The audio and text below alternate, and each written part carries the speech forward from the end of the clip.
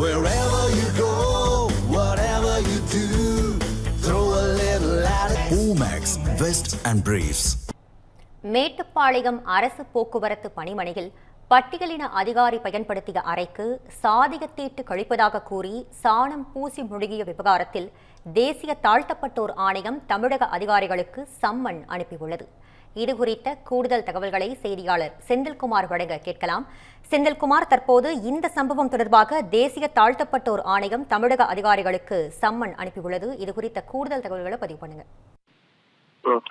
நிவேதா, கோவை மாவட்டம் மேட்டுப்பாளையம் அரசு போக்குவரத்து பணிமனை கழகத்தில் பணியாற்றி வந்த சசிராஜ் என்பவர் திமுகவின் எல்பிஎஃப் என்ற தொழிற்சங்கத்தின் செயலாளராக பணியாற்றி வருகிறார்.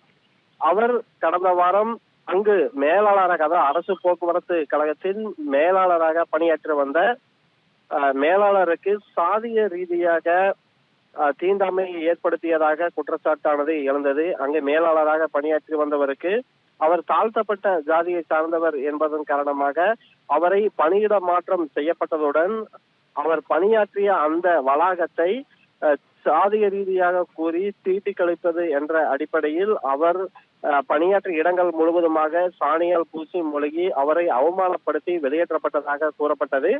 இந்த சம்பவம் ஒரு பெரிய பரபரப்பான ஒரு சம்பவமாக பேசப்பட்ட நிலையில் அது குறித்து உடனடியாக மேல் அதிகாரிகள் கவனத்துக்கு அங்கு பணியாற்றக்கூடிய அண்ணா தொழிற்சங்கத்தைச் சேர்ந்த நிர்வாகிகள் புகார் அளித்ததன் பேரில் சசிராஜ் என்ற அந்த திமுக நிர்வாகி தற்காலிகமாக பணியிட மாற்றம் செய்யப்பட்டார். அதற்கு பிறகு ஒரு பெரிய அளவில் நடவடிக்கை என்பது அவர் மேலே எதுவும் இல்லாமல் இருந்தது. இதனையடுத்து தற்பொழுது தேசிய தாழ்த்தப்பட்டோர் ஆணையமானது இது குறித்து நடவடிக்கை என்ன எடுத்தீர்கள் என்பது குறித்து தற்பொழுது கோவை மாவட்ட ஆட்சியர் மற்றும் மாவட்ட கண்காணிப்பாளர் ஆகியோருக்கு விளக்கம் அளிக்க வேண்டும் என தற்பொழுது நோட்டீஸ் ஆனது வழங்கப்பட்டுள்ளது. நோட்டீஸ் வழங்கப்பட்டு 5 நாட்களுக்குள் அது குறித்து உரிய விளக்கம் அளிக்க வேண்டும்.